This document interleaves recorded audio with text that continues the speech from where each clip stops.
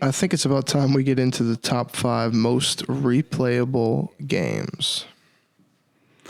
Yep. And I had a very interesting approach to this list, Sterling. Like, I really feel like games are replayable for a lot of different reasons. So I wanted to try and be able to sort of speak to why these games are replayable and maybe contrast and compare them to other games of their same genre. That sounds like a great time, man. I have a lot of specific reasons for why I pick what I pick, too. You have to constitute not picking other things, honestly, or in my mind. Yep. You need to explain why these are on the list, basically. But you've predicted 2 overlaps on this. I've predicted 2 to 3 2 overlaps. to 3 overlaps. Yep, oh my that's what God. I'm predicting. And we have All not right. talked about it. And we don't have a shared honorable mention for once. Nope. All right. Well, start it off, man. I have to know what your honorable mention is. My honorable mention is going to be... Now, this is controversial, okay? I'll get to the controversy later, actually. I'm going to start it off nice and easy with NBA Jam. I'm going to go with Genesis, Super Nintendo, 16-bit era. I feel like NBA Jam is endlessly replayable. That is not what I was expecting, but that's a great pick. At this point, you should, though. I've talked about NBA Jam quite a bit. And you're sitting here chuckling, man. What's going on with you? I love it, dude. And it's funny something's because... up with you. Dude, no. That game was the predecessor to one of my favorite franchises, which was NBA Street. I love both the NBA Street games, and I feel like NBA Jam was just like the game that started it all. When I sat down and I thought games that I'm thinking I'm going to have a library of 5 plus an honorable mention, literally. It's going to have to be something I enjoy playing over and over. I love NBA it. Jam is up there. That's a great pick. The satisfaction in every single play on that game, every time the ball is in the mix, it's just fun. So that's what we open up. That's an awesome pick, man. Now, what you got, man? I mean, you seem like you got a lot of pent up. No, dude, I love the NBA Jam pick, man. We don't get a lot of sports franchise games out of you that aren't like Mario Sports or that type of stuff. Or NHL on Genesis and shit that I haven't played since I was younger. Yeah. But I love that. I'm a big sports game guy. So that just goes to show that NBA Jam never left me. Yeah, there's a few classics that transcend sports fandom. NBA Jam is definitely one of them. And I've said before, everybody's into sports, and I always tell them the same thing. I don't really follow any of it, but if I was gonna follow a sport, it would be basketball. I find it to be the most interesting one. I feel like I'm most impressed by basketball. Definitely, Let's put it that way, Definitely. My next game is not it's not a real sport, but it is a game that is endlessly replayable, and it's my honorable mention. So the game is Rocket League, right? Period. And no explanation needed, but my explanation is the reason it's an honorable mention and not number 1 or 2 on my list is it exists to be replayed. It's an extremely simple game. There's very few bells and whistles about the game other than cosmetics and things like that. The core mechanical gameplay is the exact same as the day the game came out. And I think there's something beautiful about that because the game will be replayable as long as there are people to play it, right? Because you're never going to that's the main way to play is just to play online against people. And I think there's just something so simple about that and something just being that it's a competition only game, as long as there are people willing to compete against each other, it will be replayable. Does that make sense? You could play with bots, but I mean, that makes the game more replayable even. Yes, but if no one was playing Rocket League in the world but you would not be playing with bots. No, I mean, like at the end of the day, the ideal experience is online, but there's so many people playing it that we're spoiled. We get right Exactly. in. And yeah, I mean, I'm totally with you. It's one I considered for the list. It's one of the on the long list. Rocket League was there just because I mean, it is what it is. It's obvious. And for some people, this could be CS:GO.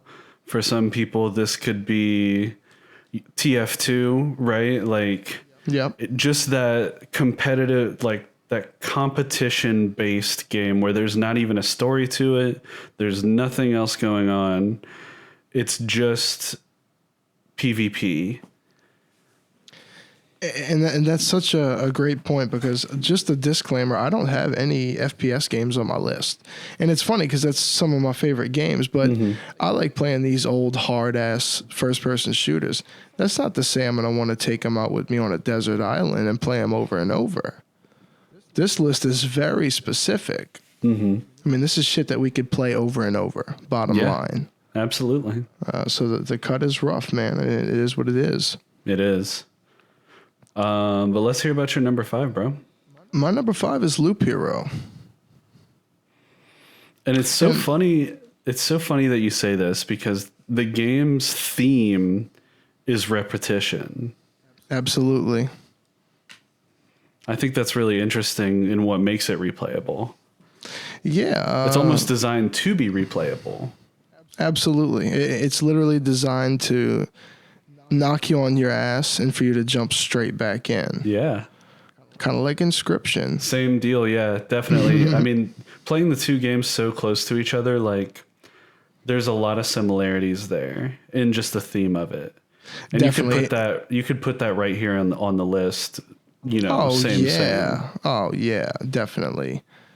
Loop Heroes was the obvious pick because I've definitely had so much time with it and have enjoyed it quite a bit. Inscription though, definitely a lot more full frontal with the cards. I mean, it's actual card play, which I love. Definitely, and you're gonna love it even more after you take the moon down.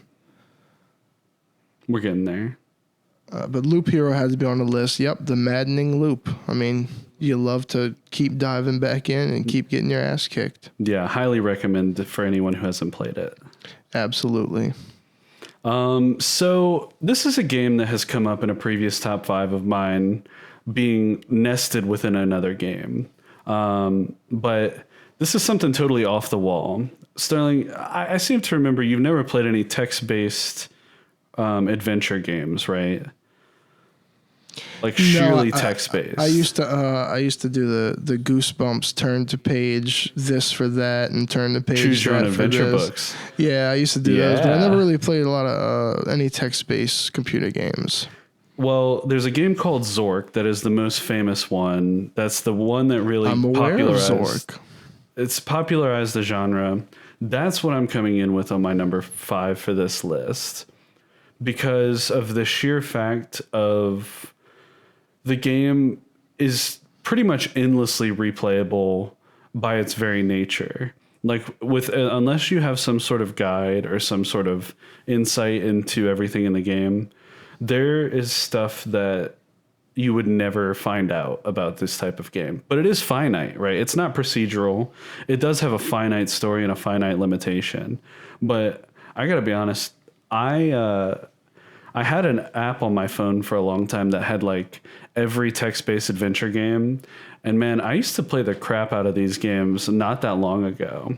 It's a genre that I actually really love that I haven't talked about that much on this podcast, but shout out to Zork. Like there's probably a few tropes that people listening have heard, like being eaten by a Gru and stuff like that. That is like common fantasy tropes that came from this game. So that's just all I have to say. That's my number 5. Text-based adventure games, Zork, you gotta love it.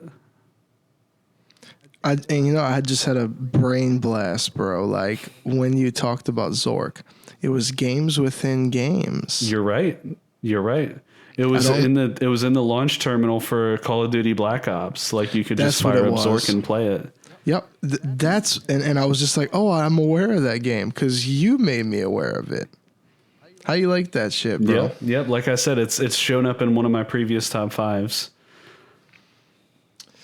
That's wild, dude. My next one on the list, I think this is number 4. I'm going to come out with Rivals of Aether. And I sat here and I thought, should Smash be on the list? Because it's obviously a very replayable game. There's no question about that.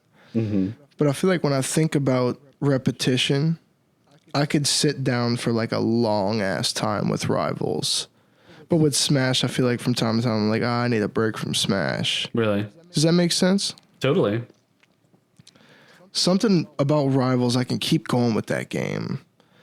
Plus, if you want to get technical, there's a little more content in it than Smash. I mean, there's the story mode and the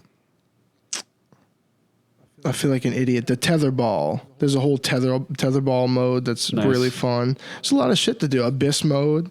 I mean, there's just packed with content, not just fighting people, but there's also that. So Rivals of Aether is, I mean, I could have easily put like Street Fighter on this list, but I kind of thought about the fighting spot and thought Rivals is just, when I play that game, I feel like I'm like wired into the game. Just feels that way. That's what you want. It just feels right. One. Yep. That's a good pick, man. Thanks, bro. My number 4, we've talked about it many times. Not the first time it's been on a top 5, not the last. Slay the Spire.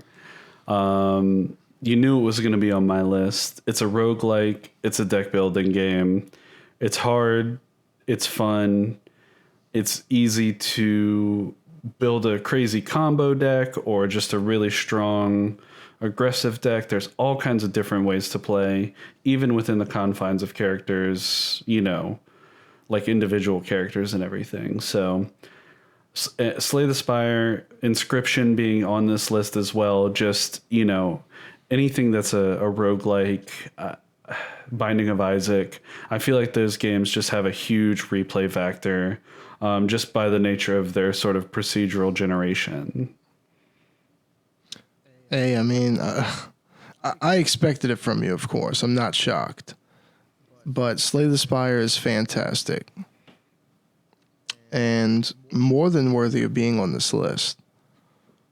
That's another one of the... Remember I was telling you, a characteristic of these card games is they kick your ass. No question. And I love that. You gotta get good. Slay the Spire is no exception, dude. Slay the Spire will kick your ass. No question, man. My number 3 is Mario Golf Super Rush. Amazing pick. Had to do it. You know why. Because every time I fire up Mario Golf Super Rush, it feels like the first time. I was just about to say it's like the first time I fired it up. It's always fresh. I've taken a little bit of a break from the game. We haven't had our usual Mario Golf update. Of course, now we get to talk about it by default. You know, I thought about it later, and we didn't cover the Shy Guy thing on the last episode. Oh. We should have talked about that because technically now there's like 4 days left for it. You got some Shy Guy skins. You got some Shy Guy colors. I mean, I don't know why we didn't talk about it. It's so funny. I took some screenshots for you. I did it in like 3 or 4 matches because I got in with people that were ranked really high and got first. And I'm talking about, I have screenshots for you that are like 100 points. Oh my God. 3 holes, 100 points. That's amazing. Like I just got hit with the multiplier. I was on for like 15 minutes, dude, and I had my scans. It was crazy. Easy money. Because I remember being like, oh yeah, I had a good time. You know, 10 matches. That's, I was like, man.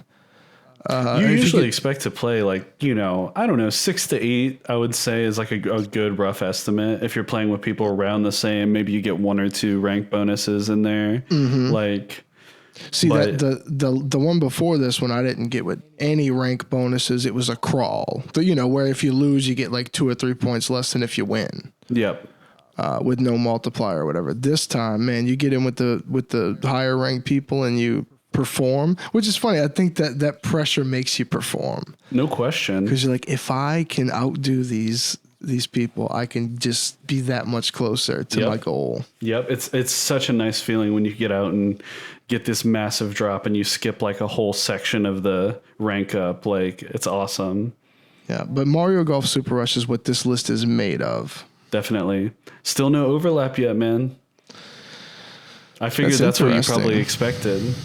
Nah, I mean, there's still room for it. I feel like we're in the deepest territory for overlap now. I'm serious. But you would think this would be on my list, and it easily could have been. I'm shocked. I've spent tons of hours on this game. Like, there's no question about it. This, I would say, of Mario sports games, excluding kart games, Super Rush is right up there with Power Tennis on the GameCube as my top time investments on a sports game. I think you've told me that before, because that's like the only one I haven't played. Oh my God, it's incredible. Damn. I mean, take what you have in Aces and what you have on 64 and split the difference. And I mean, that's literally what you have on the GameCube, man. It's just perfect. It appears so, bro. I mean, it sounds that way. That could be on my list too, man. Mario Power Tennis on the Nintendo GameCube. What an incredible game. So many Mario sports titles could be on this list. Easily. I mean, you could really have, when you say like, I mean, I feel like this spot can almost be just like dedicated to Mario sports in general. Like, absolutely amazing. My turn for number 3, right? Absolutely. Age of Empires 2. Knew it was coming. You knew it had to be on my list. And it's not just on my list. I mean, this has to be one of the most replayable games of all time. It's only been replayed for 20 years. They are still coming out with new content updates for this game 23 years after its initial release date. Pretty wild. What more else is there to say? We're shocked by games that are still getting support from 4 years ago. No kidding. And this is from Microsoft. This is from Microsoft Software Company. Now, I'm not going to say all those years were active, right? Absolutely. The time between Age of Empires 3 being a bit of a dud, 2007 or so, and then when they really picked back up on AoE 2 with the HD, which was, I don't know, 2015, 2016, something like that. There was a bit of a doldrums in there. I'll tell you what, though, the player base was active. That's the thing. The player base was active. In that time, there was fan content created that was eventually added to the main game in later iterations. I mean, that's a lot. I mean, that's crazy. That's something that we see so much these days, and we love it, dude. There's but never from Microsoft, man. That's what still blows my mind. Definitely. First party Microsoft game. Yep. So for that reason, I think it's definitely noteworthy. But RTS games in general, I mean, they're just one of those genres that can be endlessly replayed, right? Whatever your poison is, if it's Age of Empires, if it's Civ, if it's, Total War or whatever, there's lots of different ones out there, and lots of people are very addicted to that style of gameplay, and grew up on it like I did. So yeah, definitely deserving of being on the list. And I saw it coming from a mile away. The next one I have, number 2, is pretty obvious considering today's episode, but that's Mario Kart 8 Deluxe. Yep, had to be there. Perfectly deserving of its endlessly spot. replayable. I could sit down at any given moment, fire it up, and it's not dull to me. Yep. And that's basically what this is about. The same is true of almost any Mario Kart game at this point. Definitely. I mean, none of these are anything close to boring or, or just not engaging. They're all fun just off top. I mean, they wouldn't have put a game out that wasn't fun to any degree. So yeah, that's Mario a great Kart pick, 8 man. Deluxe, man. I mean, we're talking about like a 6 games on a desert island situation, MK8 Deluxe is coming. That should be a list that we do one other day. Top 5 desert island games. That's a good list idea. I mean, I feel like I've thrown that one around before when we've talked about them, but this Maybe so, almost yeah. covers that type of thing. Yeah, definitely. I mean, we're always skirting on the edge of this. With the desert island thing, though, sentiment would suddenly be involved. No question. It's so That's much more the personal to difference. us. Yeah. So it's almost like, like top 5 games you'd put in a capsule to preserve throughout centuries, Yeah, definitely. But we're down to the wire, bro. You got a number 2? I do. And this is when you ran this list idea by me, which I immediately responded to this. The first thing that came to my mind is the following game, and that's Grand Theft Auto San Andreas. I think that this game could be played by millions for millions of years, and no two people would have the exact same play experience. It's just such a widely variable. It's almost like a choose your own adventure style where there's so much variability with the progression you can take through the story and all the side content there is. And just there's even replay value in not progressing at all and, save your game, go massacre an entire city, and then, turn your game off. Like that is even its own replay value. You know what I mean?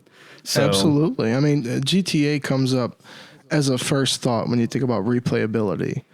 And it's so funny you said San Andreas, because when I was thinking about San Andreas, because I jotted it down, I didn't think about the single player. I thought about the multiplayer you and I had. Oh, really?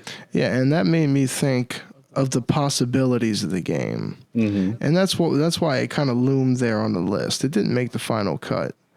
A lot of things don't, but it was there. And for that reason, single player, I mean, the possibilities are endless.